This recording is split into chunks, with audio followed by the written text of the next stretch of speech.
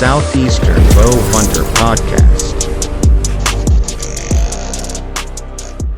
Guys, welcome to another episode of Southeastern Bow Hunter Podcast. I'm going to run through this kind of quick, but we have a legend in the hunting industry on the podcast today. We got Mr. Dan Infalt coming on here to tell us all about, really, I'm going to ask him a lot about Wisconsin, Wisconsin hunting. That is a thing. Sorry, I've got this new mic here. I'm still trying to figure it out. That's something that I'll be doing later this year, so I figured who better to get on here and talk about it. So before we do that, we're going to run through the partners. Podcast brought to you by Sportsman's Empire. If you haven't checked out that podcast network yet, please go do that and go see all the other shows that they have. I am, what is it, like maybe a month and a half in, and it's been great. It really has been great. We've seen a lot of growth and very thankful to be part of that podcast network. So please go support them. Let's see. Next up, Osteo Gear. That's the camo brand that I use. They have a new turkey vest that just came out. So all you turkey nuts, that's for you. Jay Maxwell was a part of making that, so I know that it's going to be a high quality product. And who knows, maybe I'll be using one this year. Next up is the Boutique. I got my new arrow wraps that have Jesus on them. They're actually really sick. I'll be doing a video with it probably next month. And the Boutique wraps are absolutely the best on the market. Best quality, easiest to put on. They stay on. There's no issues with them. So please, if you're building new arrows, head over to the Boutique and get them. Let's see, G5 Outdoors. They got the new Dirty Bird. That's the new decap head for turkeys that they just dropped with collaboration with Chris B. I'll be using those this turkey season, and then obviously I'll be using the mega meats as well during deer season. Let's see. Next up, Prime Archery, getting the Prime Divide 31 in full Osteo, and I don't know when it's going to get here, but I'm very excited to get it and start shooting it. If you want a new bow this season, Prime's definitely the way to go. And remember, nothing aims like a Prime. Let's see. Next up, Dialed Archery. So I got my proof, got my new proof. You're not gonna be able to see it because of my big head, but it's pretty sick. And once the whole bow build is done and everything gets solidified, I will do a video showcasing it. And it may have a little bit of significance, some other thing, but we'll see. But no, Dialed makes a great product. I'm actually wearing the new Deer Tona line that they just dropped. So if you want some new shirts and you're a big fan of NASCAR like me, head over to Dialed Archery and go get your new stuff. Let's see. Next up, Moultrie cell cams. My cell cams been working great. Just put new batteries in them in one today. We've got the Edge 3 Pro, the Edge 3, and then also the Edge Solar. So head over to Moultrie.com and check out all the stuff they have to offer. You're gonna need them this summer, so why not go with Moultrie? Let's see. Next up, Bow Hunting League. I'll keep that one kind of short because there's really not much going on, with deer season being over. But if you want to be a state sponsor like me and have a ton of perks with it, head over to bowhuntingleague.com. Go get signed up. Tell them we sent you, especially if you're in Georgia. Tell them that you heard about it from us. All right, it helps us out. It helps them out too. Let's see. Next up, Boning Archery. Running the alphas this year again. Scrape Doctor, always using that scrape magic. Victory Archery, I'm running the HLR still. Catalyst Archery, I've got my I'll actually say this. Catalyst, they've got it's a stabilizer company. They've also got this little like side quiver thing that you can use if you're just shooting in the yard. You don't feel like shooting one arrow, going to pull it. You want to be able to shoot two and all that stuff. It's actually pretty sick. Apparently, it's selling a lot. But Catalyst is a great company. They've got high quality stabilizers at an affordable price, and that's very important to me.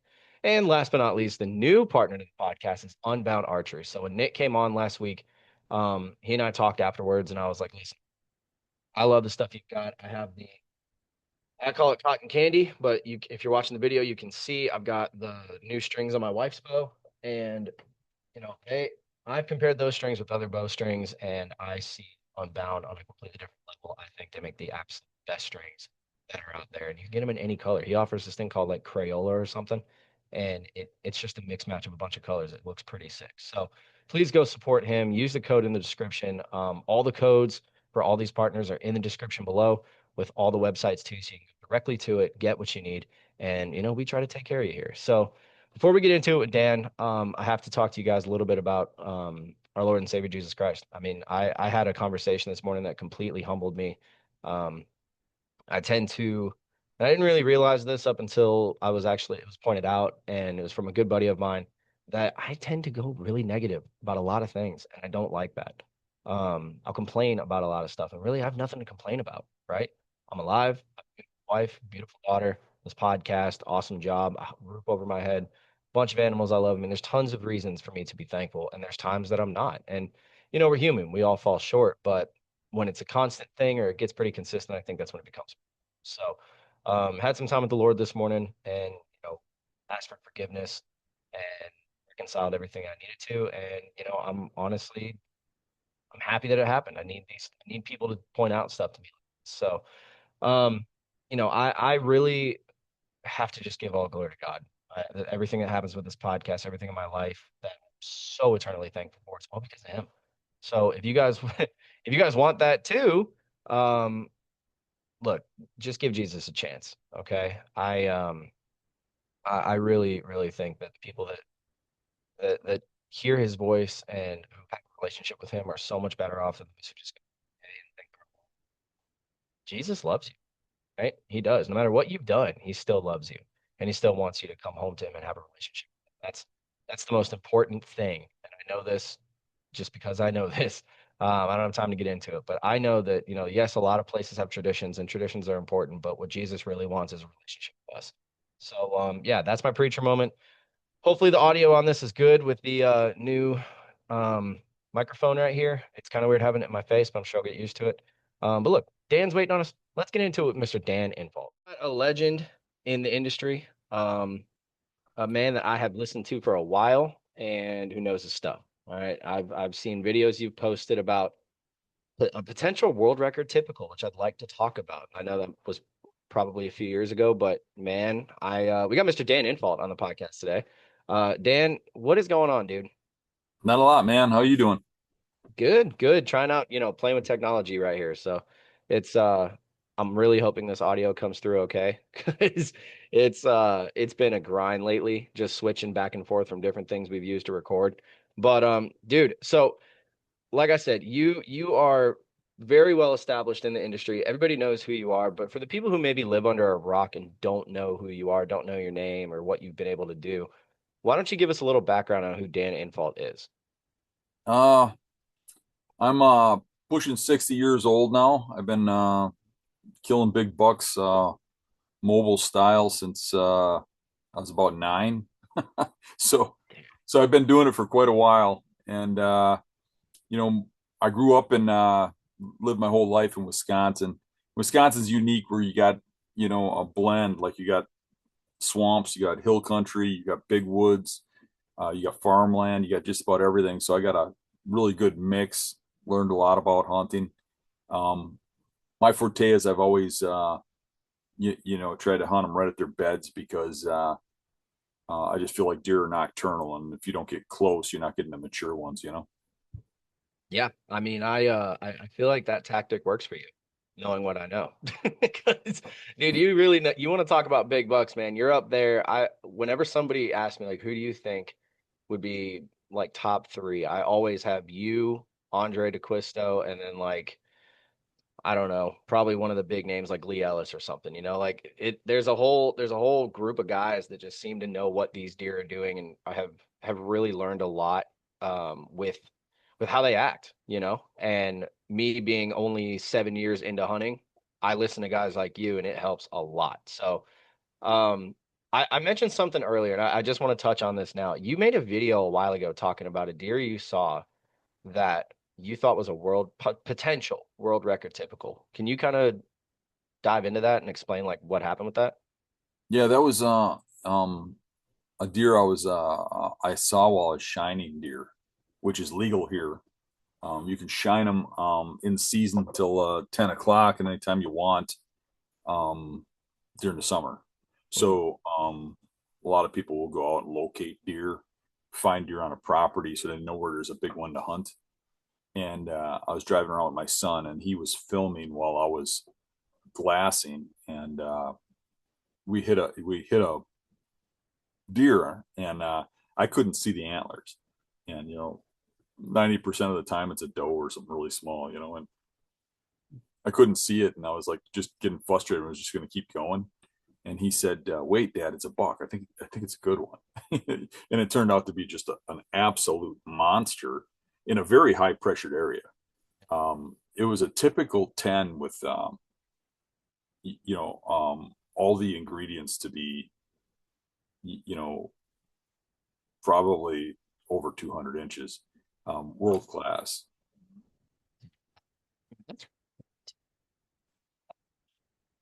Your I think audio. I can only think of one. It's even like Jordan Buck. I'm sure there's others, but and what's crazy is Jordan Buck was taken out of Wisconsin. Was Yes. so what is it about Wisconsin? Say like a big buck hub because if you say that, I don't want to do that. What is it about Wisconsin that you think creates an environment for these deer to grow that big? Um, I'm having a hard time hearing you. Every time you move your head, your audio goes in and out. Are you? Hold on. Is that better? That's a lot better. Okay. Like I said, it's this new mic, man. I gotta play with it.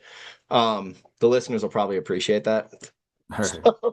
I did the intro with it. It sounded all right, and I just figured we'd try. But anyway, Aim the what I was camera asking back was down. like, You bumped the camera. Now it's like really bright light at the top. Just aim it down a little really? bit. Dude, what is going on? All right, is that better? That's way better. Yep. Jeez, man, I try to be professional on these things, and it's just sometimes devil's like, you know what, man, we're gonna throw some things your way. But anyway, yeah, what I was asking was Wisconsin. You guys have, I mean, I looked at the Boone and Crockett records, and it's like so much more than pretty much everybody else. I mean, what is it about Wisconsin that I guess creates an environment like that? Well, I think we got better genetics and better genetics than just about anywhere. And that's going to sound crazy to a lot of people. But I think that we would way outproduce places like Iowa and stuff if we just had better management. We got poor management, but great genetics. Yeah. If it makes sense. I mean, we're way over hunted. We kill way too many deer. So you have a hard time growing them up. But when they get growing up, they get big. I mean, for instance, I've got a 2-year-old buck that's a bona fide 2-year-old. It weighed 150 pounds dressed, scored 140. So we get some pretty big bucks. I mean, a lot of 2-year-olds will make Pope and Young here. A lot of Boone and Crockett's are only 3 years old. Oh So my. genetically, we've got some good bucks. It's not everywhere in the state though. It's kind of spotty. You know what I mean? I think the southeastern Wisconsin area has really good genetics, especially little pockets around certain counties and stuff. But it's just hard to grow them, especially on public land. When you look at the record books, it's kind of like a wow factor because the numbers of Pope and Youngs and Boone and Crockett's coming out of Wisconsin is much higher than any other state. Yeah. So people, when they see that, they're like, what is this, a sleeper? All I hear about is Iowa and stuff, But what it is that the majority of those deer are coming off of private, highly managed private, like Buffalo County and. Okay, so I'm gonna throw a scenario at you that is basically just gonna be what I'll be dealing with this November. My stepdad has a friend who lives northern Wisconsin. The property's even farther north. It's 30 miles south of Lake Superior. I forget I think it's like Washburn County or something like that. And it's 100 acres. Hasn't been hunted in like 15 years. The dude says he sees a ton of deer up there all the time. Mm-hmm. In that area, what would you say would be a reasonable thing for somebody to expect? It's hard to say. That's a spotty area. That area has some good hunting, and some areas that are decimated from wolves. Okay. But I've hunted up by Washburn a little bit, and there are some pretty big bucks up there. And if you're on a property that hasn't been hunted, if nobody's been trespassing or anything, it should be pretty good. Is it a farm or is it big woods? I'm pretty sure it's big woods. From what I've been told, because I haven't been to it yet, but from what I've been told, it's just big woods. The guy's got a cabin out there, and like he would go up there and hunt, like I said, 15 years ago or so. And what's funny is he's got trail cameras up there. I keep bugging my dad about it. I'm like, hey, can you call him and just tell him to send you pictures of whatever he's got out there? Because if he's not hunting it anymore, I kind of would like to know what's around, or at least what he's seeing. But Yeah. because it's in November and all of that, there's no rush on their end. And for me, I'm like, well, I'll just keep bugging them until they send it. So I don't know. I mean, because I'm originally from Illinois, right? Like I live in Georgia now, but I came from Illinois, and seeing, me and my dad used to go to this little game reserve by the house that you could literally watch deer in the field. And you want to talk about giants. I mean, there was nothing to see 150, 160-inch deer just playing around in the field. And we would watch them fight. I mean, we had a buck fight 10 yards behind us in the thicket on the other side of the road, and you could see them standing up and you could hear them clash, and you could see them stand up again, and like they kind of pawed each other. It was the Mhm. weirdest thing, dude. But so I know like up that way, obviously, the Midwest and stuff, it's definitely got bigger deer than down here. Mhm. Um, what would you say, like, so you've hunted Georgia before, right? Not Georgia, no. No, I thought you came out here to Fort Gordon and hunted. Not. Mm-mm, Huh. nope. That might have just been a rumor that somebody told me then. I did hunt at a Um, fort and didn't say which fort I was at. Somebody might have just thought that's where I was at. that's probably it. Yeah. Well, so have you hunted anywhere kind of in the southeast? Yes. Hmm. Okay. So what would you say the comparison is from the southeastern, I guess, terrain to what you're used to up there in Wisconsin? The one thing that amazed me the most was that the deer were so freaking tiny. They are pretty small. Yeah, Yeah. I shot a Yeah. mature buck in the southeast this year on the public land challenge with the hunting public guys. Yeah. And when I got up to the deer, it was just amazing how small it was. I think it was 110 pounds dressed. That's crazy. For comparison, my biggest deer up here, weight wise, dressed bottomed out a 300-pound scale. We never got a total weight on it. Oh my But we get God. some pretty big bucks up here. But they got to get to maturity to get that big, you know. Um, Yeah. but so it's a big difference. But as far as the deer go, I didn't see no difference. I mean, deer are deer wherever you go. They bed the Yeah. same, they feed the same, they move the same. You know, it's just a matter of what you get for pressure, and what you have for Hmm. terrain. But when I went down there, my first time in the southeast was this year. So when Oh I went wow. down there, I first thing I hit was swamps, and they were so freaking nasty. Yeah. I was in waist deep crap constantly, and I wasn't really getting on deer.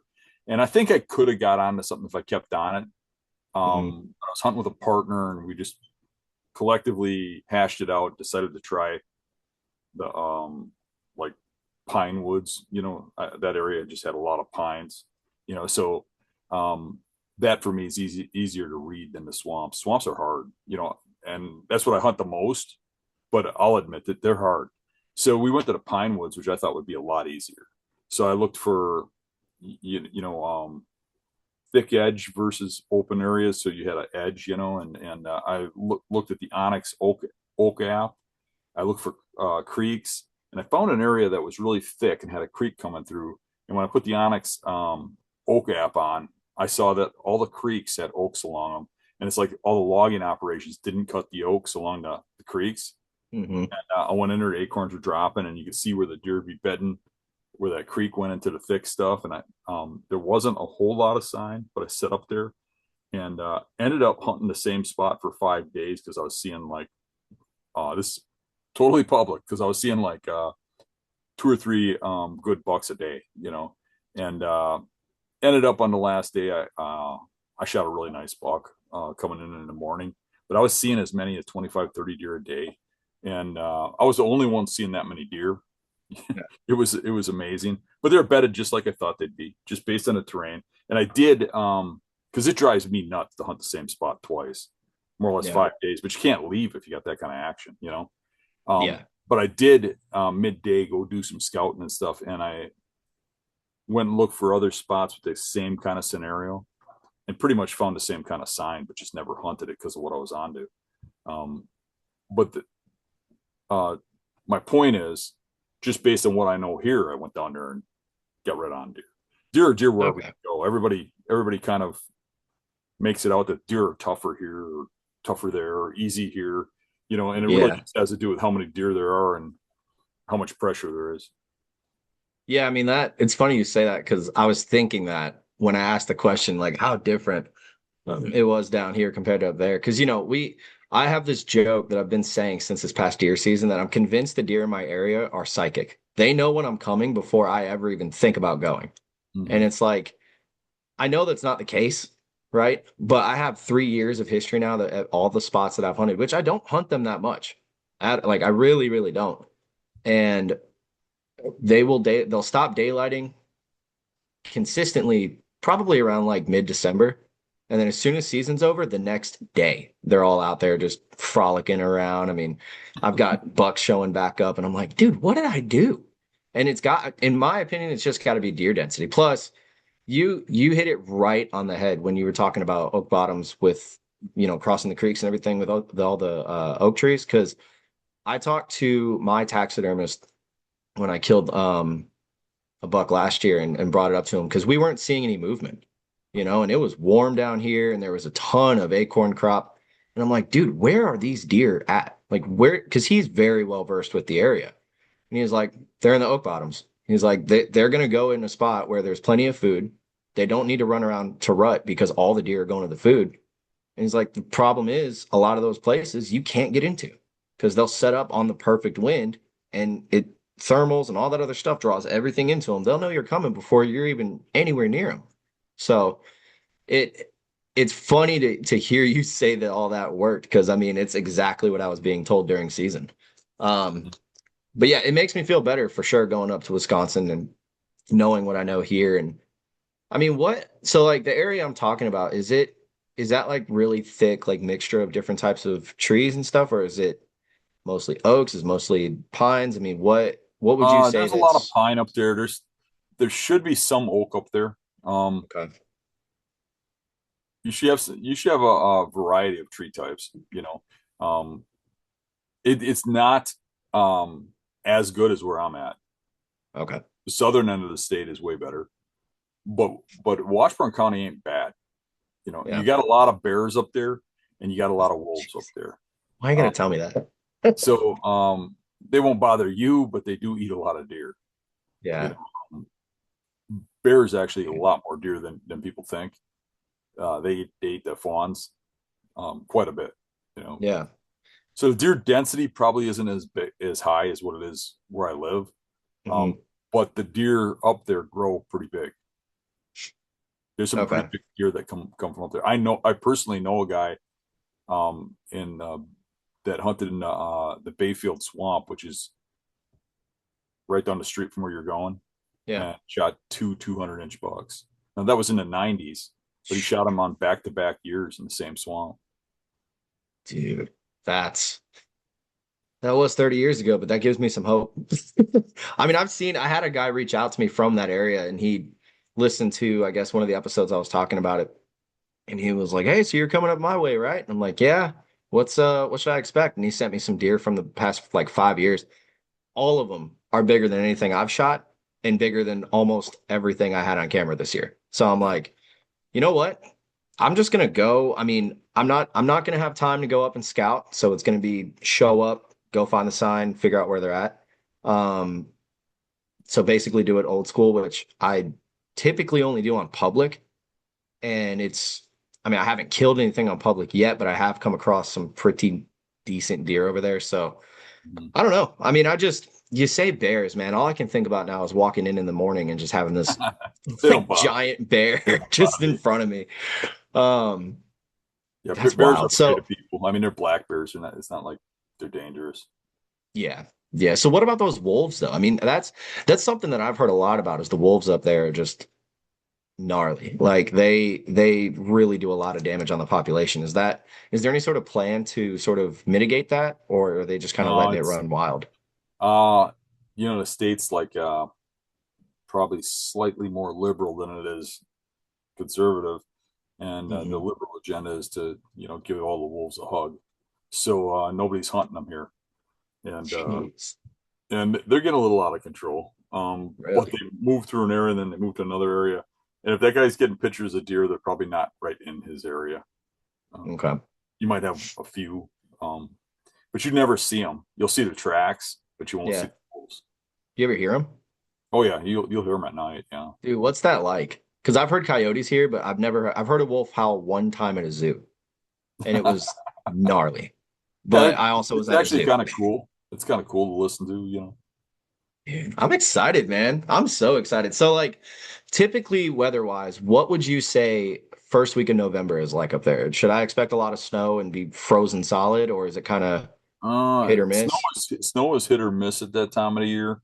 Um, should be pretty cold for you though. I mean, it Okay. could be as cold as like 15 or 20, and it could be as warm as 50. You know, Yeah. um, so it's kind of that time frame where you really don't know exactly what you get into. But is what it is. Dude. Okay. Well, I'll pack everything that I need then.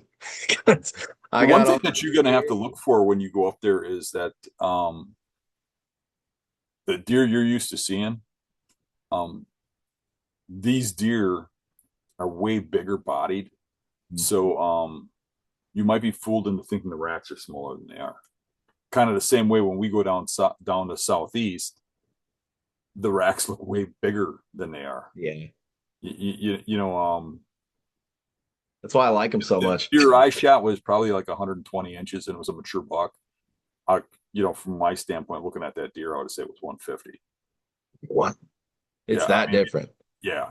Jeez. 110-pound deer versus you know a deer that's 180, 190 pounds. You know, Dude, that's gonna be so okay. What's the what's the regulations for like out of staters? Like say I come up from Georgia, I kill a buck. What would I need to do to legally bring everything back to Georgia? I yeah, I don't know what it is about removing it from Wisconsin. It's probably Mhm. other states you have to worry about that you travel through. Okay. There's a lot of states have rules about you have to not take any spinal cord back or any brains back. You know, so you have to cap Okay. the skull, or you know, so you might have to, if you want to get it mounted, you might have to have a taxidermist skin it for you, Okay. that kind of thing. And that's because of the CWD, and it's a gay rule because the CWD is throughout this whole country now. It just Yeah. is. Every place they check for it, they find it. So it's Yeah. ridiculous. I mean, you can't bring Wisconsin CWD to Georgia's CWD. You know, it's just stupid. You know, It's yeah. I mean, we had our first case last year, and I did a podcast on it, talking about like because we can bait in Georgia, and that's like a culture down here. I mean, it's to the point now that if you're not putting food out, you won't see anything. Mhm. It's really that bad. And I saw that they posted they found their first case, and I jokingly was like, "Well, guess we're going back to no baiting because that seems to be the fix for everything." Yet all these other states that have it, they still have CWD. So I don't know if that's gonna. I mean, what I do want to ask you, like, what is your opinion on all of that? Do you think that there's anything we can do? Do you think that it's as bad as they say, or because I don't really take it that serious, but I also, I've had one episode where I talked about it, so I don't really know a bunch about it.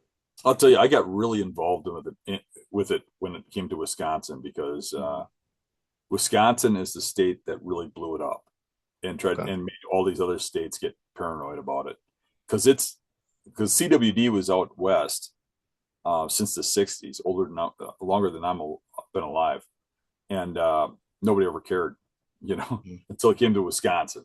Then all of a sudden they cared.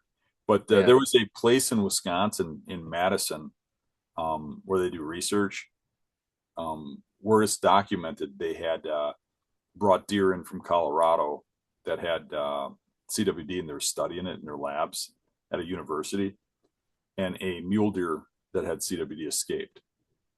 And where Oh, it wow. escaped is where the hub of our CWD is. And they've tried to sweep all that under the rug, but it's gotten out from Yeah. researchers and stuff. Um, but anywho, they at the time we got CWD, the governor we had was pushing really hard to lower the deer numbers, and in Wisconsin, the hunters have to agree with it. So by saying it's a disease, he was able to override the hunters' votes and stuff, right? So his fix was to kill every single deer, and I don't mean just like lower the population, kill every single deer. This was the plan in the southern half of Wisconsin, and it was kill the deer to save the deer. And it was just the most ridiculous thing in the world, because the studies were showing that CWD is a prion. It's not something living. Yeah. So it leaches into the soil, and you bring deer back in, they just get CWD again. And at the same time, 24% of the herd has a natural immunity to it. So you're going to kill those too? Yeah. You know, Because so you don't know. right. The whole thing's ridiculous. So, anyways, people fought back so hard, they stopped the kill them all thing. But before they stopped it, they killed a lot. They gave unlimited tags. They had, they started with people shooting them like out of helicopters, you know, sharpshooters over bait and stuff. And What? then they stopped that because of public outcry. Yeah. But there was pictures going around of these giant mountains of dead deer. And then they were trying to tell us, so if you don't do this, these deer will kill people. That you'll get this, like that. I can't think of the name of the disease. Mad cow disease thing. Yeah, something like that.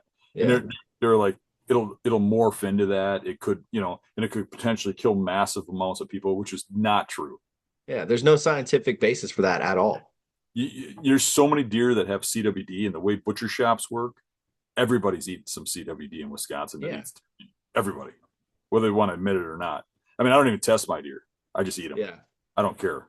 So, anywho, the deer grow to an old age and die. And some of them die of CWD. I mean, there's a lot of people who make it out to be a joke. Like, I hunt in a CWD area. I've never seen a dead deer and blah, blah, blah. And I get what they see, but I have been to properties that have it really bad, like in the hub. And you'll find dead deer laying around from CWD, but there's still a good population. I mean, where it came here and it got just out of hand, you can still go there, hunt deer, and still see lots of deer. But like my area didn't even have CWD, and they decided to kill all the deer here because it was adjoining a county that had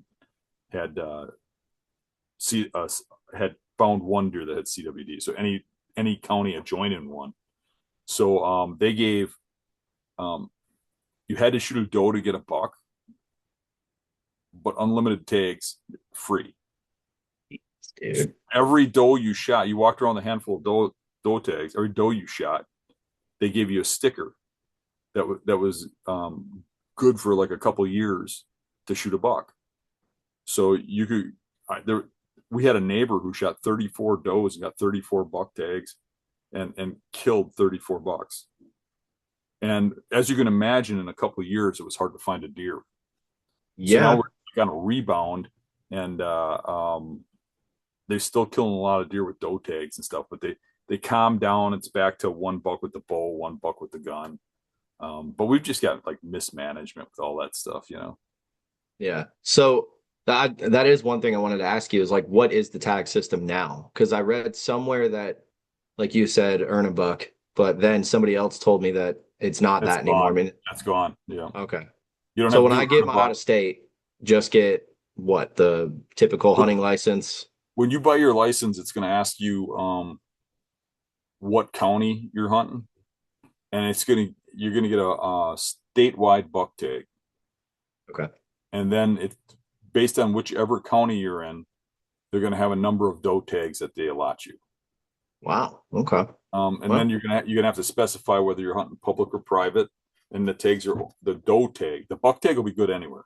Yeah. The doe tags are only good on where you specify you want to use them, what county, and what kind of land. Gotcha. But the good part is first time hunters in Wisconsin get a reduced tag. A reduced license. I don't remember what it is. I know it was $85 or $80, but I think they raised it slightly. Hey, that's so it's fine. really, really cheap for the first time you go. Yeah. And then even the second time, it's only like 150 or something like that. Dude, that's crazy. That's good, actually, because I think when I looked at it, I've got it pulled up on my phone. I might be able to pull it up and see what it says if my phone wants to work. Let's see, non-resident hunting deer. Let's see, I'd take my bow. Archer says $200. Okay, but it's reduced now. Yeah. So and it might be like it's half price. I think that 80 was half price from 160, so maybe now it's 100. Yeah. I mean, You know, either way, they 200 raised bucks the to go out of price, but state. I think it's something like half price the first time you buy it. So Okay. you'll have to figure out what a half price tag is. Yeah. You And know, I think that's no somehow problem. it'll ask you if it's your first time or something, and it'll know. Yeah. I mean, 200 bucks to go out of state's not bad. Right. Like, I'm That's going to not Colorado next year and it's like 800. So I'll take the 200 over that any day. But, all right. So I want to kind of switch gears a little bit and talk to you about mobile hunting. So I'm getting into that a lot more this year. Um, what would you say is your best tactic for that? Like, from beginning to end, where do you start with that? uh I don't know what to tell you. There's so much involved in it that's that most people wouldn't realize. Like for me, a lot of my success comes from scouting at this time of the year. Okay. Really figuring them out right now and looking at their beds. They're not even home right now. They're moved off to some food stores. I'm in there Mhm. looking at where they were bedded when the snow melts. So um I also go in the fall in new areas, just like you would, or like when you go up to Washburn, you're probably not going to have all spring scout in there because you're coming from out of state. Well, I travel Yeah. around like that too, and I don't like that too. And I go in there and I try to figure out where they're bedding. Right, I'll look at a map, I'll look at an aerial of the area, I'll look for like in that area, I would look for all the transitions, the edges. I'd look for spots where it forms natural points and stuff that would give a deer the ability to set up a trap. Like you'd have to go down a point to get to them or whatever. Mhm. With points of trees or mature trees entering immature trees, where especially where like swamp meets woods, and that area has a lot of wetlands and stuff, creeks, stuff like that. The mature bucks up there really like to be isolated by water. So if you find a thick area that has water, like dogwood or something that's growing in water, or cattails or something like Mhm. that, a lot of times those bucks will be bedded inside of that stuff. And I'll look at the outside edges of that, and I'll just keep moving.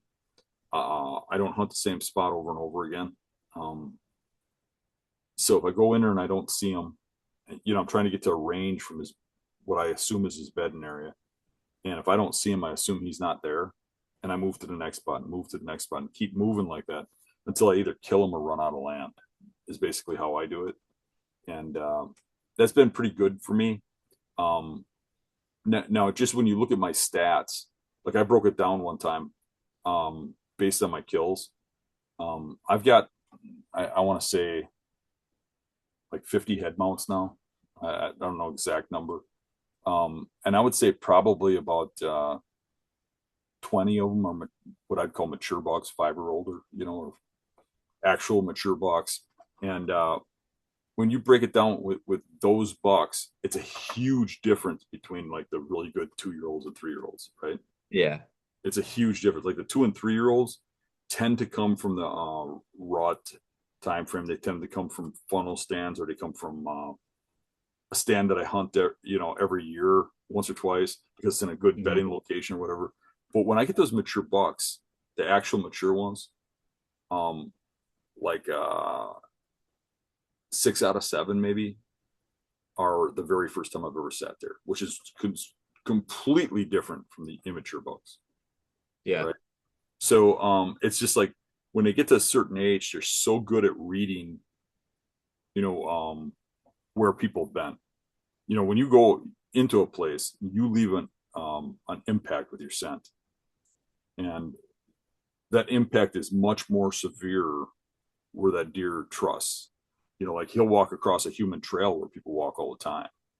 He'll Yeah. walk up to a food source, all the time. So a guy might put a trail camera at a food source and he's getting daylight pictures and he's like, oh, these deer aren't even scared of me, you know.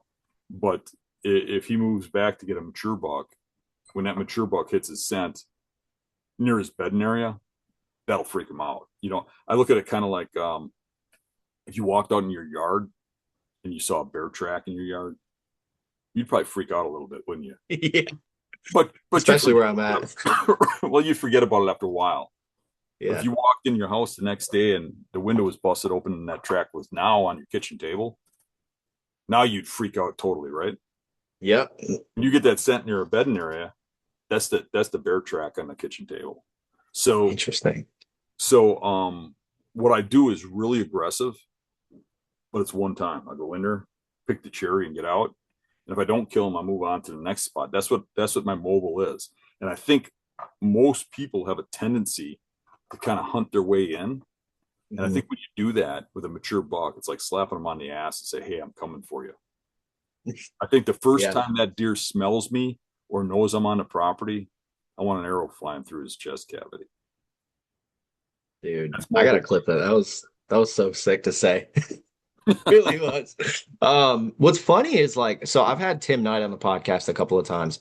I don't know if you know Tim or not, but he's told me that same thing down here. Like he's killed a lot. I think he's got like 14, 15 Pope and Youngs in Georgia. And he said that same thing. He's like, man, you got all these guys, they're out here, they're scouting, and then they hang a stand and they're leaving their scent, and then they go in there and they wonder why they can't see any deer. He's like, go in there, find the sign, and hunt over it. And I'm like, you're right, Tim. I was like, it makes perfect sense. But so the one thing I am curious about, because I did a lot of that this year, especially when I hunted public, I'd have a general area in mind, especially the side that I know very well that I've been hunting for a few years now. Don't need any type of GPS or anything. I kind of learned where everything's at. But my issue is when I walked in, I'll see a rub and maybe I'll see a few rubs, right? Or I know there's a food source, but it's late October, it's early November, whatever. So I'm not really thinking of food source, I'm more thinking of rut activity. I also know of a spot that's a transition zone. So you've got really thick pines, there's a fire break, then it's open, like mixture of pines and oaks. Behind me, there's another fire break into cut pines, and then to my left, there's a swamp. So really, you have all the different types of terrain in one, and I don't want to say terrain, but you know what I'm saying. You've got different types of areas in one All spot. transitions meeting. Yeah. Exactly. And so I caught myself seeing some sign and being like, okay, I'm gonna go a little further. And I keep going 50 yards, find more sign. I'm like, all right, cool. Well, they're obviously in here. I'm gonna keep going. And then I found one spot set up on this ridge to the area I was just telling you about. And granted, it was 70 something degrees that day, and it shouldn't have been, right? So it was very warm. But do you think it's possible to maybe go past the sign that you need to see? Like, how do you avoid doing that? Yeah. Because I don't look at sign. I look Oh, at it. I look at it, but I don't look at it yeah, like other people. And what I mean by that is 95% of the sign is laid down at night. true. So these mature bucks are getting out of their bed. Like the ones I'm killing in bedding areas, when I pin it down, I know where the bedding area is. That deer gets out of the bed where I'm expecting him, moves to me 75 yards, and I kill him. Hmm. It's usually closing time when I kill them. How much further are they getting in True. daylight? Sometimes they get further. Sometimes it's Yeah. half an hour, but the majority of them, it's right around that last 15 minutes of daylight. When I'm shooting them, 15, Yeah. 20 minutes of daylight, they're not getting much further. So you got to push that envelope. So for me, big sign in the woods just tells me there's a big deer there. Now I'm getting like okay, I need to hunt this area down. But then Hmm. I'm really studying the maps. I'm really scouting the property. I'm really looking hard at exactly where would these bucks be bedded. And that's Okay. what So I'm on. I want to focus on betting because that is one thing I've struggled the most with is being able to go in and be like, oh, there's a deer bedded there. Mm-hmm. Because in my mind, I'm thinking like if you go where there's a field or corn or whatever, you can kind of see it pushed down. Like you can see where something was bedded there. But if you're in the big woods or you're in swamps, what do you look for? Like if you're looking at a map and you're saying, all right, I'm gonna go over here and I'm gonna scout, where do you typically find that these deer are bedded at? It's really going to be relative to the terrain. What are we Okay. talking about? Are you talking about up north, or are you talking about down by you, or I guess really just in general. Let's talk up north because I feel like I could take what you've seen up there and try to at least use that a little bit here and sort of adapt it to what we have here. okay? So if you went up to Washburn County, and you're saying you're in the big woods area, I'm going to look at that woods, and I could care less about anything that's a chunk of woods. Okay. You don't live in the woods; they live in the edge. So I'm going to look at where the edges are. And then I'm going to look at how that terrain's shaped. And I'm going to look at I'm going to look for high and low elevations along that area. I mean, if it's really steep, I'm going to look at the like top third of the leeward sides of hills. If it's hilly area. If it's not hilly and it's lower in swamp areas, which I think you'd find more up there, and you'd find that to be better. Even if you found hilly stuff, I think you'd be better off down by the swamps. They're going to isolate them, especially around wolves. They're going to isolate themselves into those swamps. And the more the pressure, the more that's true. And they'll look for like islands that are within the wetter areas. Like when you get down into the low, like flat, almost water level land, if there's an island in there, it'll change the vegetation. You'll have some bigger trees. You can kind of see that. See it on a map. You can see it with your eyes if you're up high. Those spots will have bedding off the tips of them. They'll like the tapering points coming off. The bedding along the edges, like where that swamp meets the hardwoods. That'll usually be there'll be some sort of change in that line, that transition line. Whether it's a point coming in or whatever. And if you're looking at a map, you'll start to see like if the swamp's kind of grassy, you'll see an area of thicker brush. Those will usually be the bedding areas. Then you look at how they come out of that into the hardwoods. Really, you get an eye for it after a while. You can kind of look at a map, know where they're going to be, and that's where they're going to come out of. Does that answer your question? So yes, how do you determine, and I think I know the answer to this, but just in case I'm wrong, how do you determine the direction these deer are moving? Are you going in there and you're just expecting to bump them and see where they run and then kind of go from that? Or are you looking at maybe their tracks, or you can see the trails and you can assume like, okay, I know he's bedded in here. He's got 3 trails going off in different directions. Yeah, obviously he's going to go in, out, in, out. It's the trails coming out of the bedding area and the sign coming out of the bedding area. Generally, when they go into bedding, they go in a little different than they come out. They like to circle downwind, smell it, check it out before they go in. So it gets a little harder in the mornings.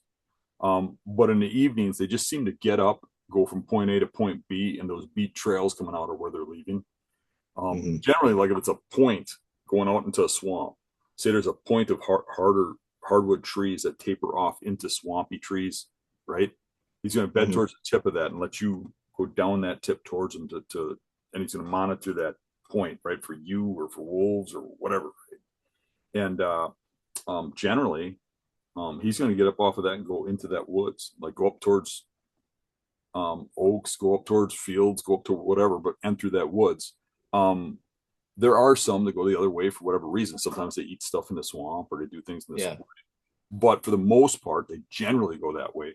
So a lot of times when I'm on land I haven't been on, I'll go hit those points, those bedding points, bedding features, or whatever, and kind of creep in and look for the sign coming out, and then set up as close as I dare, guessing where those beds are, which would be right at the tip. Gotcha. Dude, it's amazing how smart these deer can be. It really is. Like, I hear guys like you explain this stuff, and I'm like, people look at them like they're just goats, but I mean, I do give them a lot more credit. Like they're so good at surviving. It's crazy, especially the older bucks. And that is something I learned this year is I had a 7-year-old buck, first time I've ever hunted a deer like that. And I've hunted this spot for 2 years now. He's never daylighted, not once. Even when my buddy was hunting over there himself and I wasn't, he still never daylighted. And I have a video that you can see this deer hear the trail camera, which at the time I didn't know there was stuff going on with it, but it was making a very, very small amount of noise, right? And I went there and tested it, and I couldn't hear it. I'm like, there's no way. And then the next day I got a video of him, and he comes in middle of the night, right? And immediately clocks that camera, and I can see his ear shift to it. And he just straight jumps and then runs off, and I don't see him for a month. And then I took that camera out. A lot of other things happened, because like I was saying, acorns, heat, whatever. Also, the neighbor was building a box blind in the middle of deer season. So, that. Awesome. Yeah, that definitely helped. I finally got this deer to daylight after season. But the thing that was crazy is like how smart he was, because he would follow and I've got a couple of cameras over there, and he would follow the trail that I would use to get in. Mm-hmm. And then he would follow the trail I'd use to get out. And I never picked up on it till this year. And I'm like, dude, no wonder. I was like, you're gonna make this tough on me because I only have really one point of access. I can change it a little bit, but if I wanted to really throw this deer for a loop, I'd have to, in a sense, go on county property and walk in because where I'm at, so this actual spot down here, it's like this little finger of woods that's between two big open patches. And there's a thicket to my left, really thick stuff to the right. So I'm in a spot where it's open and they use it to travel through. In front of me, there is, I call it a marsh. It's really a field, but when it rains, it turns into like a big, wide open, marshy swamp kind of thing. And I Mm-hmm. know these deer go through it, because I've literally watched them do it. And it's just nuts to me how, I guess, intentional their movements seem to be, at least the older deer. So, I Yeah. mean, that's got to be something you've seen, like hunting the bigger, older deer that you have. Is it one of those deals where, or I guess, you know what? Let me ask you this. Have you ever had a deer that's really thrown you for a loop and you had to go outside of the box to kill him? Well, usually. Okay, well, there you go. But mature bucks, I mean, usually finding the bed isn't that hard. It's the figuring out how to kill them thing because usually they've got a setup to bust you. You know what I mean? There's like an aha moment when you figure out where they're bedding. Like, wow, this is a smart spot. You know. Yeah. But the bigger the bucks, the more they kind of lock into areas. Or like if you jump a good 3-year-old or something, he might relocate a whole new area. But when they start getting like 5, 6, 7, like the deer you're just describing, they seem to lock into areas because they like get smarter over time. They start, you know, like I can go out in the marsh behind my house. I could show you 100 different bedding areas that are torn up with rubs. There's probably about 10 of those that mature bucks will bed in. It's all 2-year-olds ripping up all those bedding areas. And I call those like nurseries. You know, the mature bucks pick certain areas that they like I don't know how to say this, but like when I shoot like a 6, 7-year-old deer, every time they're full of projectiles. They got wounds all over them. They got a crooked leg, Yeah. lead ball out of their shoulder, just about every time. And those deer are learning some hard life lessons. You know what I mean? And they get real paranoid about where they bed. So like when you look at how does bed, they'll go to the same area over and over and over again. Oh yeah. Buck will go and he'll bed like just like people kind of. They're like the guy. He just worries about himself. He's not worried about the group. Does bed in that circle. They alarm each other. They're worried about each other. The buck goes out there and he worries about himself. So he puts his back up against an obstacle. He looks downwind. He hides himself in a spot. They'll actually bed to watch an access where you enter the woods. They do that quite often. Yeah. I've had that happen. Yeah. So they're this paranoid thing, this paranoid entity. And you got to look at them like that. Like for me, if I take that whole public land or the whole property you're going to, whether it's maybe even if it's private, if it's being hunted, I look at it as okay, what isn't anybody hunting? And I scratch off 90% of the map of where I think just that's where people would go. That's where they expect deer. That's where they're going to go. Some guys will go to the middle. Some people go over here. Some people like this ridge because it's right here. But nobody's going like in the parking lot and going 100 yards down from the parking lot along the road. And that's got some good terrain there. I'm going to check that out. So I find the spots where people don't go. Because when you go in the woods and you hunt a spot, your scent is probably there for 15 or 30 days, depending on the weather. So anytime that deer comes through, he sees with his nose. We see with our eyes. So it's hard for us to comprehend that. But he's getting this image that this is where people go. This is where somebody's out to kill me. You know what I mean? Somebody came in here. They're okay with that on trails that you access because they get to learn this is an access trail. That's where people move. But when all of a sudden that scent starts coming into an area where they live in daylight, they're going to freak a little bit. You know what I mean? The bear track on the kitchen table. So that's that whole mobile thing, shifting in and, moving to where they are and just hunting it down. And then even if I get into an area and I don't kill him, or maybe he's not home, when he comes home, like, because they'll not bed in a spot for 2 days. They come the third day, he does, When he comes home, my sense just outside the back door, he's like, oh crap, this ain't good. So he Yeah. moves, right? So I literally take these big swamps, and if they only got 10 spots to hunt in, by the time I'm hunted 5 spots without seeing them, I'm like, all right, this is getting good. There's only 5 more spots he could be. It's Yeah. instead of the, oh man, I'm not seeing nothing kind of thing. So just to circle back to the bedding area stuff, if I'm scouting around, what I want to look for is basically a spot that, and because I try to think like you were just saying, like a buck that wants to be in a secure location. So look for something that would maybe provide that. Mhm. Also look for sign and trails. Is there anything on the ground that I could You can like see say the it's a leaf? beds. If you went out at this time of the year, you'll be able to see the beds in some of the good spots. Okay. There's some spots based on vegetation, Yeah. especially now where you're at, where you might not be able to quite see it. But there's some spots you will. Yeah. And I'll tell you what made me good at this is going out every spring for the last 50 years looking at this stuff. Really? If I look at those Okay. beds every year, every time I go in there into a property and look at them, and I'm always looking at new properties. I do it, 3, 4 times a week. I go scout properties this time of the year, every year. Yeah.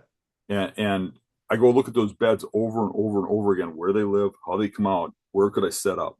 I do this over and over and over again. And then when I don't do it and I walk into a property, say I go to a different state or we have a challenge or something, where I hear about some buck on a property I've never been on, Yeah. I look at that property and almost subconsciously I go, they're going to be right there. That's where they're going to come out. That's crazy. You got the sixth sense. That's You, so you know, cool, man. the hardest part about it is that some of the really biggest deer I've shot, the biggest and oldest ones, have come. They've bed in a spot with no sign. There's no rub lines coming out of it or anything. The Yeah. very biggest buck I ever shot, that buck, I watched him bed in the same spot for 2 years straight. It was an open area. It was an open pasture that had no cattle in it for like 10 years. And it had Mhm. grown in with thick grass, but you couldn't get near this thing. But I could see it from a distance when I would hunt. I'd watch it get up, come out, move around, and just trying to figure out a way where is it going to get far enough in daylight because there's no trees or nothing. It's just grass. I ended up killing that thing by crawling on my hands and knees up to its bed and jumping up with a shotgun and shooting it in his bed. But I even picked up the year before I shot him. I picked up one of his sheds in that bed. He bedded there so often. He'd bed there like almost every time it was a west wind.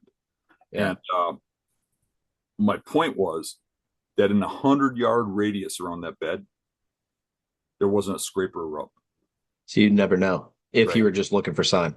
And what I've seen and what I get out of this, now I can't think like a deer, but I can kind of try and figure out what I see. Yeah. And on like the public land and the areas that I do a lot of my hunting, they're heavily pressured and there isn't a mature buck on every property. So I have to go find a mature buck to hunt. Mhm. So those bucks have no competition. And when they're rubbing in bedding areas, it's usually competing for other bucks that are same age class. So that's Okay. why the 2-year-olds rip up bedding areas like crazy on public land. But now, Yeah. the reason I assess that is because when I've been on private land that's well managed and has multiple mature bucks, those mature buck bedding areas are ripped up. All the beds are rubbed up and stuff, right?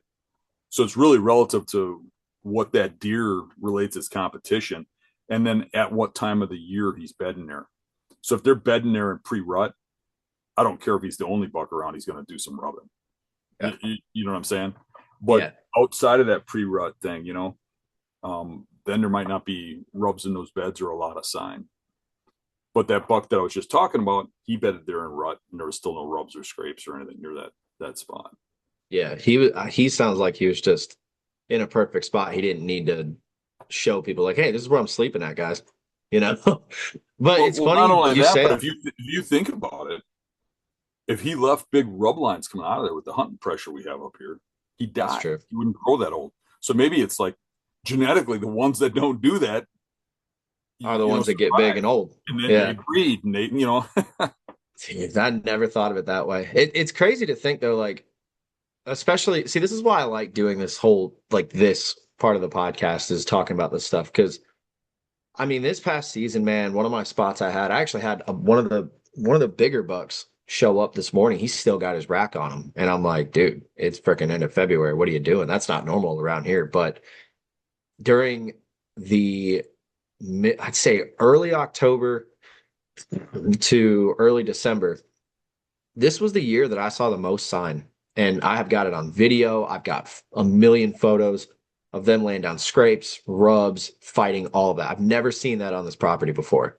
And when you were explaining, like you've got bucks that will tear stuff up, and they're, when you see a lot of that, it's not just normally one deer. There's probably a few that are all the same age class. All of these deer, except for one, were 3.5, 4.5 years old. There was one 5.5-year-old that super smart deer, but they were all roughly the same size. And it makes perfect sense because I had 5 scrapes. So I'll kind of give you a little explanation of like the spot I'm talking about is in 7 acres, 7 acres that backs up to hundreds, I mean hundreds of big woods. And I've got this one little clearing, so only one that is within, I don't know, quarter mile. And I've looked on the map just to verify that, but it's this one little clearing. And for years, I'd have maybe a scrape, maybe 2 scrapes, right? This year, I had 5 scrapes in a U shape that you've got 2 access points. So, like, you got the woods here, and there's 2 trails that come up to the opening. And at both edges of the trails, there was a scrape. There was another tree about 10 yards down. There's a scrape. Right in front of my stand, there was a scrape. Right next to my stand, there was a scrape. And then the other access trail, another scrape. I killed the buck that I shot last year while he was hitting a scrape. And that was the first time I've ever done that. Now, mind you, it was a spike. It's a little guy back up wherever, however, I can't move my hand correctly. That one. But it's just 3 years of not killing a buck. And I'm like, Lord, I'm gonna take whatever you sent me. Right. It was one of those years. But I say all of that to point out, like, you're absolutely right that there was a group of bucks that decided to come over this year, and they were roughly around the same age, and you could see all the sign. And then I found 3 scrapes on a ridge that's about 40, no, not 40, probably like 80 yards away on the back end of the property that they were still scraping and putting down sign in December. And I'm talking like car hood size, like they had just hit it the day before. So you're dropping so much knowledge right now. I'm gonna have to re-listen to this and be like, okay, so what did I miss? There's so much to it. But one thing I want to ask you about public land, because I know you do hunt a lot of public land. I heard this thing one time, or an argument that somebody was making, where they said there's 2 different ways you can look at public land. Either you go in a mile where you think no one's going to be, and that's typically what I hear on other podcasts, and like people say, oh, you got to go deep where the deer are at. Or you could, like how you said, there's a spot 100 yards from the parking lot that I personally have seen more deer that way. Like I saw a 160-inch 10 point 5 years ago.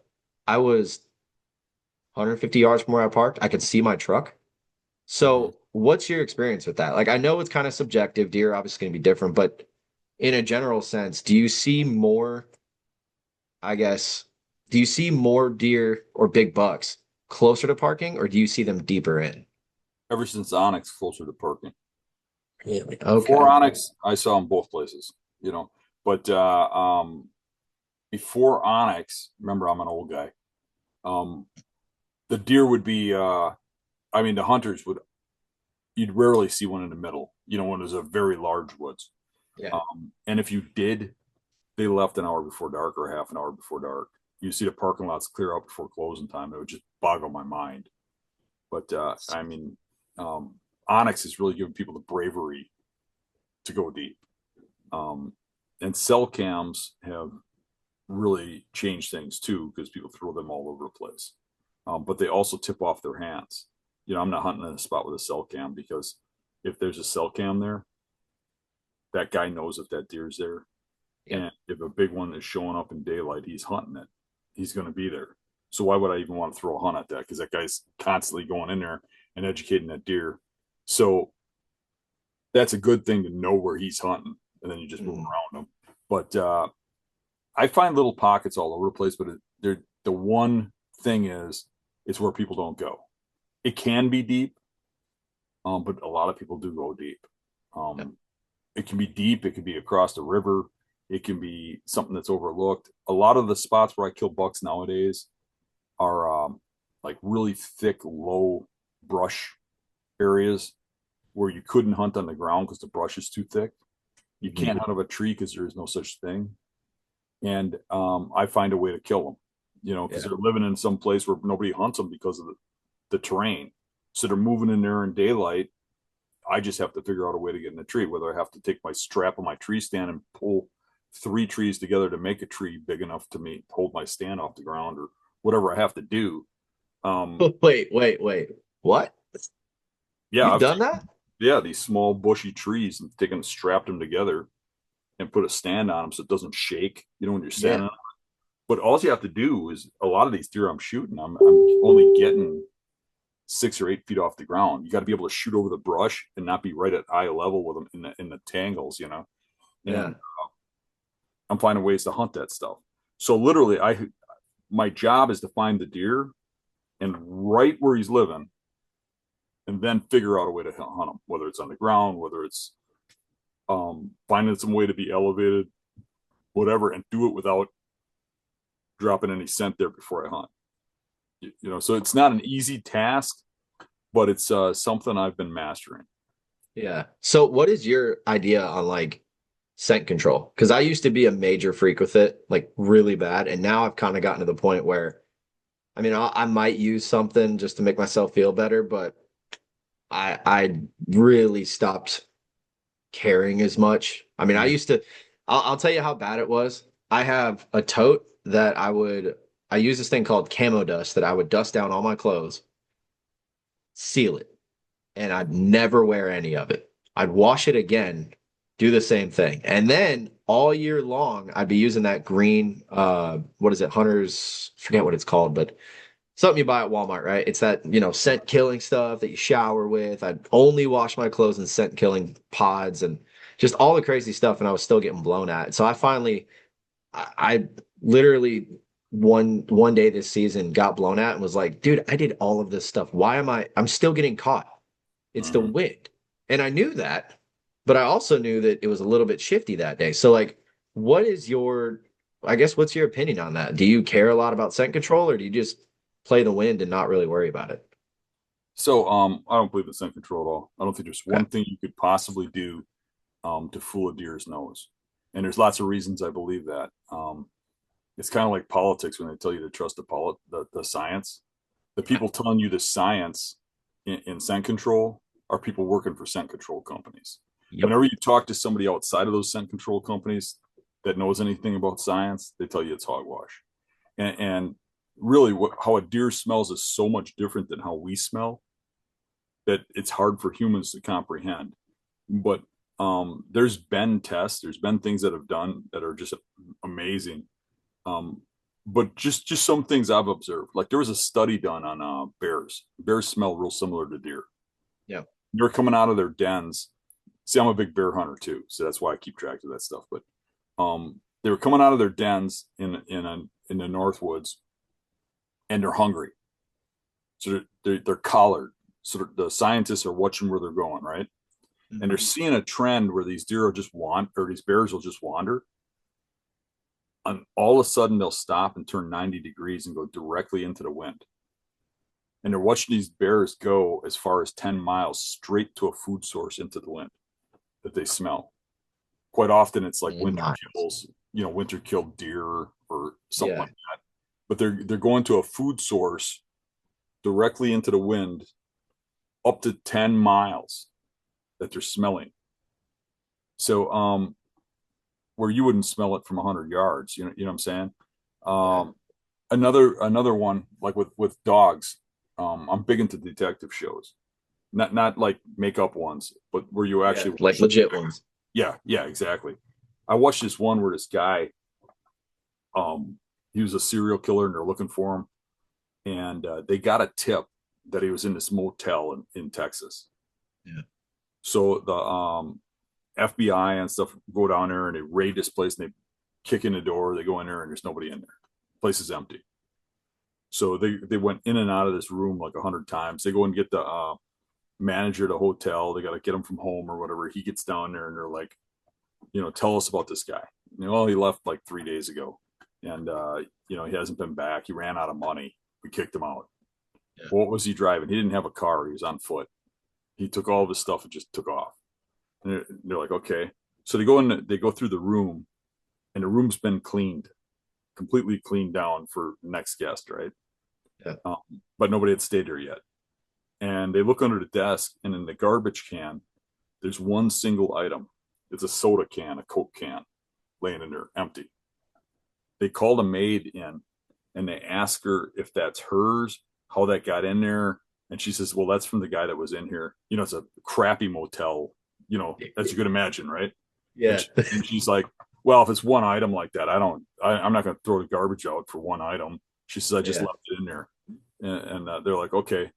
So they take this can out they put a glove on, they take the can out, and they bring in a canine, and they have this dog smell this can, and they take him outside, and there's hundreds of people walking up and down the sidewalks and stuff. This is 3 days earlier, right? The dog starts smelling the pavement, follows that guy's scent up the sidewalk, across the road, across a lawn, down to a creek, and then kind of loses it at this creek, goes up and down the creek, both sides. All of a sudden on the other side, he picks it back up, runs up the hill to a tent this guy's sleeping in on the hillside. And they bust this guy. That's crazy. Yeah. You're going to beat that nose? I mean, literally, there's nothing you can do. I mean, a long time ago, I was contacting Mythbusters and trying to get them to do something with scent control. Yeah. And they did. I don't know if it was from me or not, because they never answered me directly, but I sent them messages and they did. Yeah. So I was very intrigued on what they did, and I was watching it intently, but it got taken right down because they got threatened to get sued. So what happened was, you can still find remnants of it though. If you Google it, you'll find pieces of it. Yeah. You won't find the whole show because they took it down. But what they did was, they went to, I gotta be careful here not to name the company or I'll get sued. But they went to a clothing manufacturer that makes carbon clothing. Oh, They yeah. asked them, what do we have to do to use this product? What do we need? So they're like, you need this, you need this, you need that, blah, blah, blah. So they sell them the whole gauntlet. So they take 3 guys. You've ever watched Mythbusters? Oh, yeah. Okay. So they take 3 guys, and they got one where they have them work out and get sweaty and not change. And they have them act nasty. Then they have one guy who they have shower and wear clean clothes. Yeah. Then they have one guy that they do the whole thing. They scrub this guy down, the rubber boots, the whole thing with the everything that was suggested by the scent control company, right? They have them wear everything. So then the first test they did was they had them walk the same length of distance and the same terrain, the same type of elevation. They tried to simulate it as much as they could, the same for each one of them. Yeah. And they put the dog on it, and they had them stand at the end of the trail and saw how long it took the dog to find them. And what's funny is, in each test, the dog found the person wearing the carbon suit first. And then they did another test where they had a box on a hill, and they had the guy sit in it, and they gave the dog the guy's scent, and then they walked the dog downwind at like 100 yards until he hit the scent when the wind hit him, and they timed how long from there it took him to run to the box and catch the person, and caught the scent control guy first, almost like he had a cleaner order where it was easier for the dog to run. Right, like the dog looked up, ran right to him, right? And they released those findings, and the scent control company threatened to sue them. So they went to him and they said, listen, we went to you and we asked you, here's our messages, what to use. And you said to use this stuff, because they were saying they used it wrong. Basically, used the product wrong. And they're like, well, we didn't know you were doing the show. If we knew you were doing a show, we would have told you a little different. Here's what you got to do. And they said this in the show because they did a follow-up. Yeah. So they're like, okay, they said we have to tape the seams So to tape the seams on the gloves, they had to breathe through a mask that had a respirator on it. So it was going through a filter. They had to tape everything. Their eyes couldn't show. They couldn't show any skin. They taped everything. They taped the boots. They taped the seam where the belt is, right? Yeah. Everything. And then they completely scrubbed these guys down and power washed them before they had them go out, right? Absolutely same results. The exact same results. Not one difference. And it was funny that the dog found the scent control person first, but it was literally a matter of seconds. Yeah. It was seconds. So it really was. It didn't matter. Right. Exactly. But, That's great. but when they got done with the results and they put it out there, the scent control company started a lawsuit, and then they just agreed to pull the show down if they dropped the lawsuit. But you can still find remnants of it if you Google it. Is this scent control company still in business? Yeah, it's one of the big ones. Yeah. I figured that. See, that's what's wild, man. It's like I hear some guys, I'm not going to name anybody, but I hear them be like, well, I don't worry about wind. I just throw on my suit and I'm good to go. And it's like, hey, if it works for you, great. I've tried that method. I have hunted with the wind at my back and thinking that I'm, invisible, and I didn't see anything. I didn't see squirrels. Like, it was that bad. So I'd like to read something for you once quick if I can find it. I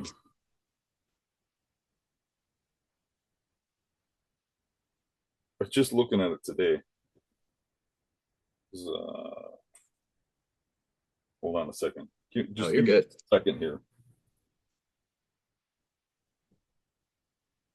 I actually did a journal a few years back, and I logged all my interactions with deer, and I broke it down into what happened scent wise, and it's pretty cool. This is gonna be good. Yeah, you're gonna like this. I'm half-ass blind. I'm too cheap to get glasses. These are ones I found in a lost and found box. Nice. I know the feeling, man. I've been wearing contacts since I was 12 years old, and I take them off, and I can't see nothing. It's terrible.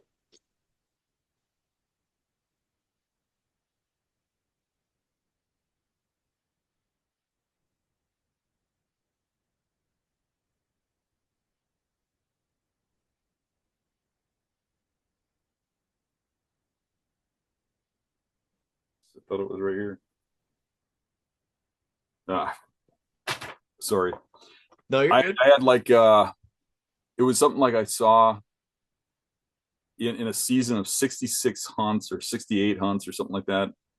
I saw something like 130 total deer, and I think of that 130 that I did not shoot, approximately half of them either crossed my scent trail or got directly downwind of me.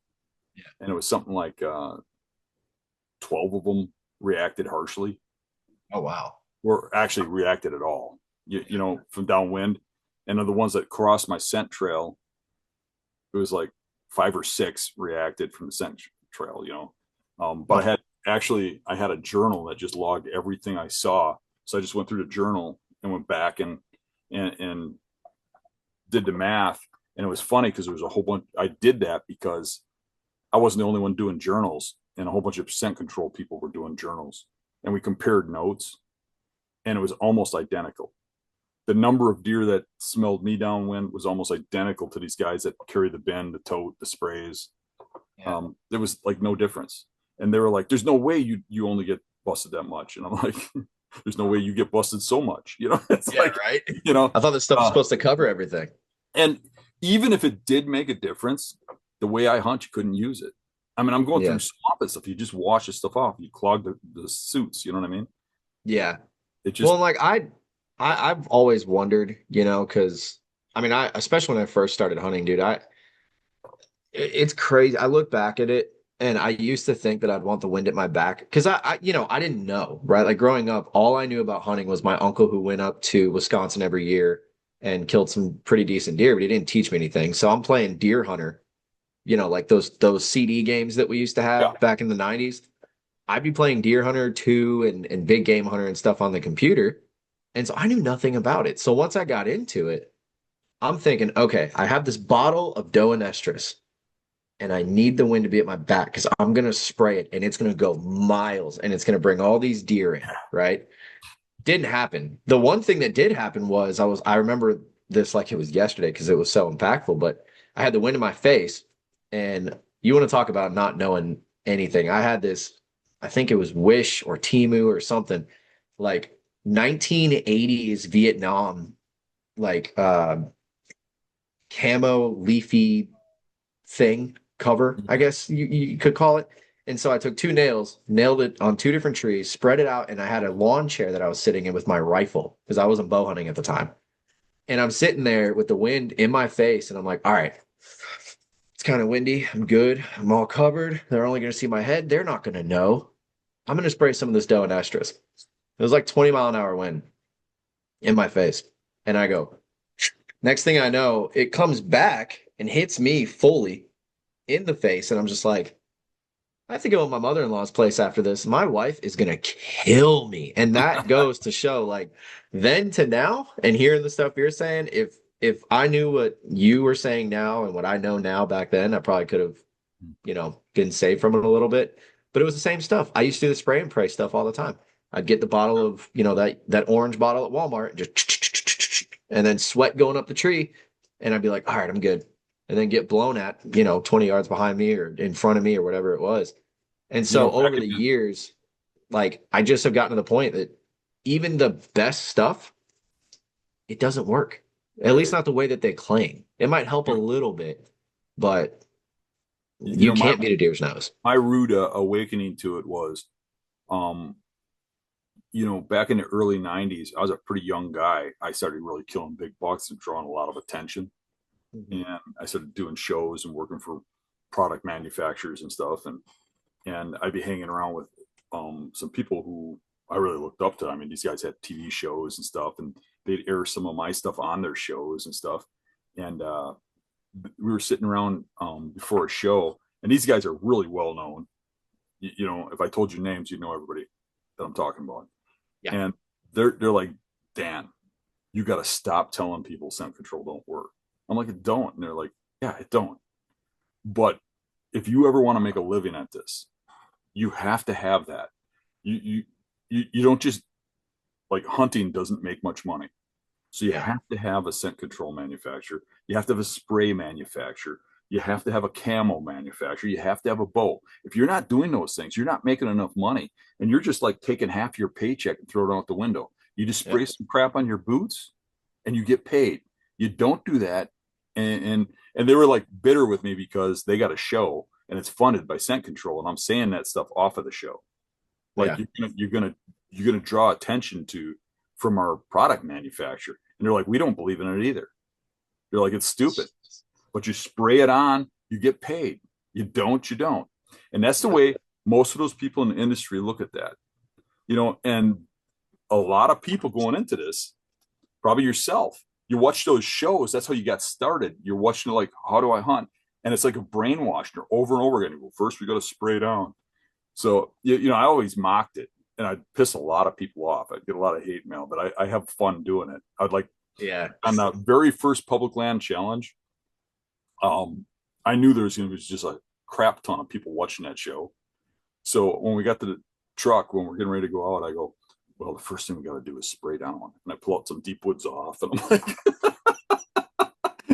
I got so much hate. Oh, man.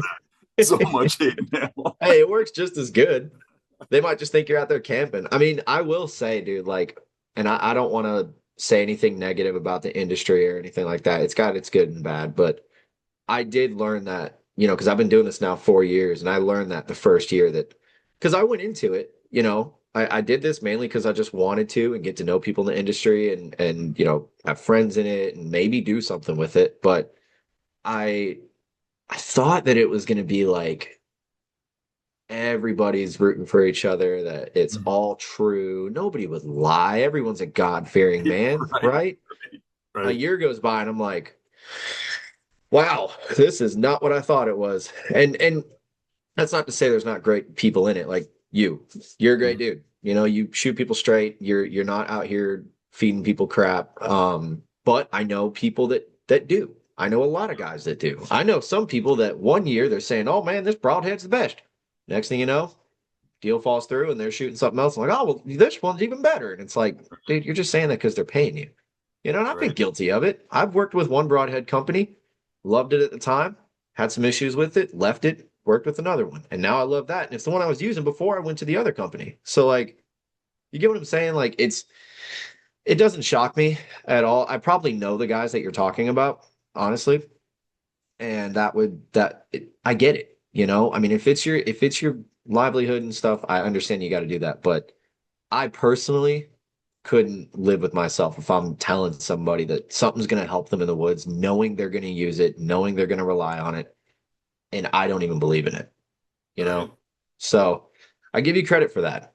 But look, man, before we sign off of here, I want you to give a shameless plug for everything you got going on. I know that you run Beast Stands. So tell everybody where they can find that and where they can find you. And dude, I do want to say thank you for coming on because it's hilarious. I have to tell the story real quick of how this happened because I messaged you. I think we've been friends on Facebook for a little while, but I messaged you last May. It was like, hey Dan, run this podcast. Would love to have you on. What do you think about like July? You know, because June was booked out. And you hit me up a month ago. You were like, yeah, man, hit me up when it gets a little closer. And I'm like, Dan, that was like 8 months ago, man. Yeah, you know, Are you free I get so many February? freaking messages that I miss Oh some, yeah. and then they pop up, and I don't even realize I'm looking at an old one or whatever. You know, Yeah. Well, and a guy like you, like I honestly, you're one of those. So there's like a group of people that people will message, and I know better, right? Like the big dogs and stuff. A lot of times you don't hear back, you hmm know. And so when I hit you up, I'm like, all right, I'm gonna try, but if I don't hear back, not a big deal. I get it, you know. And then you hit me back, and I thought it was hilarious. I wanted so bad to be like, buddy, that specific ship has sailed. But if you are open to February, I'd love to get you on. So, um, I appreciate you taking the time. I really do. Like this is going to help a lot of people, myself included. But yeah, go ahead and give us a shameless plug and tell everybody where they can find you. All right. Well, speaking of shameless people in this industry that screw people over, I no longer work in tree stands. Oh, I've been really? locked out of the tree stand company. Yeah. So I'll probably go work with one of the other companies now. But Okay. if people Dang, want you to should have told find me that me, soon. I'm sorry. no, My that's fine. bad. That's fine. That's fine. Uh, it's just starting to get out now. But if people want to find me, the YouTube channel is probably the best. I do have a website that's kind of cool. It's forum based. It's like a Facebook for hunters. Um, it's not as big as it used to be, but before Facebook, it was just the biggest thing around. Yeah. And that's Hunting Beast. If you just Google Hunting Beast, you'll find all that stuff. Um, the YouTube is probably the most interesting for most people. Yeah, those YouTube videos you put out are very helpful. I've watched them quite a few times. Yeah, it's not I really about like me out there saying, "Look what I shot! Look what I shot!" It's yeah, educational. It's like yep. helping people grow as hunters. God, you're doing all the right things, man. You're doing it for the right reasons. I love it. Well, Dan, thank you for coming on, brother. It was a great episode. I would like to, if you're available, I know, you're very busy and all that, but I would like to do another one, maybe summertime, go over some of the stuff you're seeing. Definitely talk about some more of the Wisconsin stuff because like I said, I've been to Wisconsin, I've been to Sheboygan plenty of times. My brother lives up there, but um I've never hunted it. And actually, I want to ask you one other thing because this just, pardon my French, but this chaps my ass. What is the deal with these albino deer? Why can't we hunt them? Because my dad sent me a picture of one when he was up there, and it was a nice buck. It was beautiful white, and I'm like, it's not worth the jail time. What's the deal with that? Yeah, it's really the tree huggers and stuff like to see them. You know, they like to look at them. We've actually by my house have a population of them where they're not really albino. but they're completely whites that are considered, albino. But they're actually like white phase, like you see a white phase squirrel or whatever. So they actually have white fawns and stuff, so they're increasing. And because nobody's shooting them, those are starting to take off. So there's one area like around here where there's like 13% or 14% of them are white. And sometimes you go by a field and there'll be 7 white deer out at once. It is kind of cool to look at, but and they would die out pretty quick. When they had that time frame of where they wanted to kill all the deer in southern Wisconsin, they opened up albino deer. They did for 3 years, and in that 3 years, I shot an albino doe. I got it mounted, and I shot at and missed another one, and I had a albino buck walking up to me, and it turned about 50 yards from me and walked over my buddy, and he shot it. And dude. I have that mount because my buddy died. He left it to me.